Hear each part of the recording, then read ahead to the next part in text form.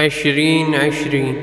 نعم، إنها سنة مختلفة تغيرت فيها حياتنا بشكل كبير. الكثير منا فقد أشخاصا أو فرصا بسبب جائحة الكورونا. عام صعب فيه السفر، لكن كما لكل شيء جانب سلبي فله جانب إيجابي أيضا. سأدعكم تشاهدون حصيلتي من السفر في هذا العام الاستثنائي